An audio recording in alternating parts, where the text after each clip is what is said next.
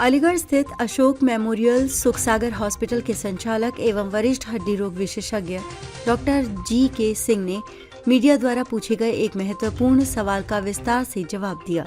सवाल ये था कि मनुष्य के शरीर में ऐसी कौन कौन सी हड्डियां हैं जो टूटने के बाद आसानी से नहीं जुड़ पाती या जिनमें नॉन यूनियन की समस्या अधिक देखने को मिलती है।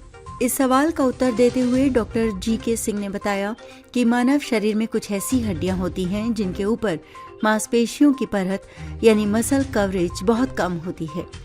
इसी वजह से इन हड्डियों में टूटने के बाद नॉन यूनियन यानी हड्डियों का आपस में न जुड़ पाना एक आम समस्या बन जाती है। डॉक्टर सिंह ने बताया कि सिर से लेकर पैर तक कई ऐसी हड्डियां हैं जिनमें ये समस्या ज्यादा देखने को मिलती है।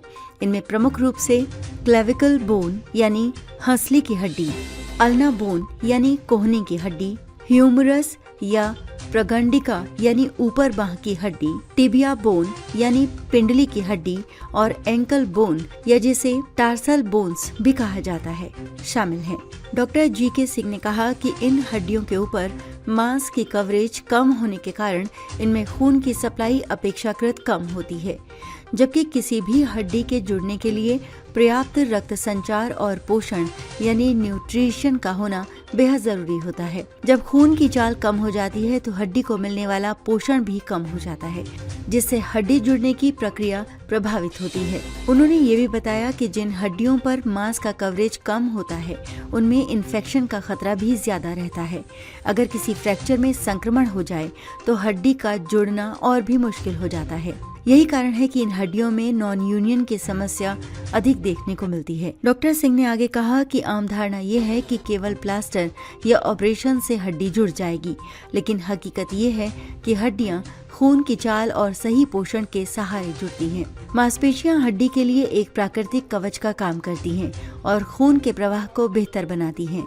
इस दौरान डॉक्टर जी.के. सिंह ने नॉन यूनियन के उपचार के तरीकों पर भी जानकारी दी। उन्होंने बताया कि ऐसे मामलों में मरीज की स्थिति के अनुसार इलाज किया जाता है। कई बार दोबारा surgery, bone grafting, plate rod fixation और आधुनिक तकनीकों की मदद ली जाती है। साथ ही मरीज को सही डाइट, कैल्शियम, विटामिन डी और डॉक्टर की सलाह के अनुसार दवाइयों का सेवन भी जरूरी होता है।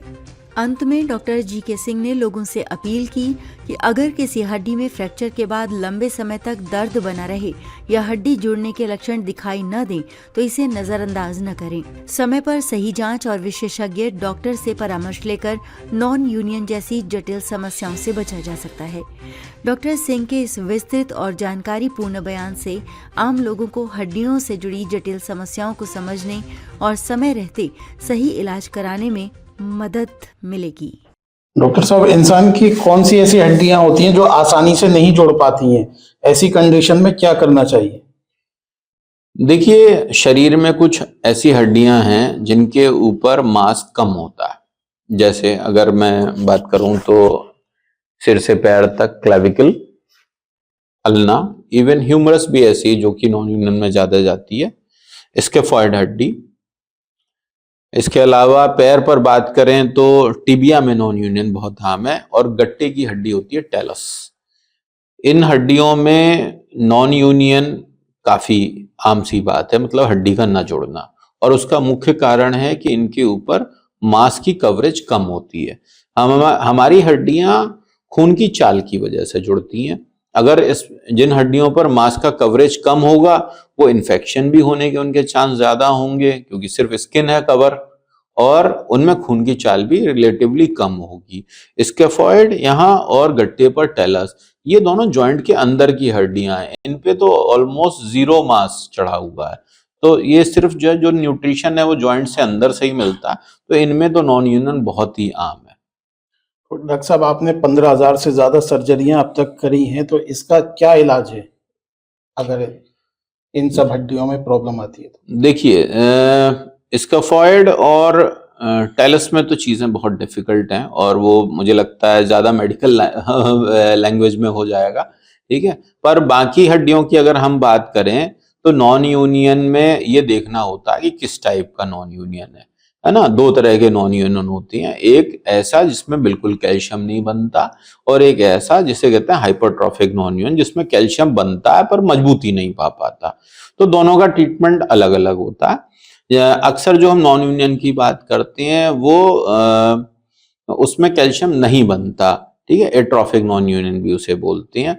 तो ऐसे में शरीर के और अंगों से हड्डी के चूरे लेना, स्पेशली इलियक क्रेस्ट से हड्डी के कैंसलस बोन चिप्स लेकर हड्डियों के सिरों को साफ करके उसमें उन चिप्स को भरकर और प्लेट या नेल ऑगमेंटेशन जिसकी भी आवश्यकता वो की जाती है, अगर वो अच्छे से किया जाए। और इसके अलावा स्मोकर्स में मैंने देखा है कि हड्डियां नहीं जुड़ती हैं, तो मैं क्षेत्रवासियों को सलाह दूंगा कि ऐसे पेशेंट जिनको कि फ्रैक्चर हुआ है और वो स्मोकिंग करते हैं तो उसे वो छोड़ दें, क्योंकि मेरा जो इतने सालों का एक्सपीरियंस है वो ये कहता है कि एल्कोहलिक पेशेंट्स में इन्फेक्शन रेट हाई है क्योंकि उनकी इम्यूनिटी डाउन होती है, और स्मोकर्स में नॉन यूनियन रेट हाई है।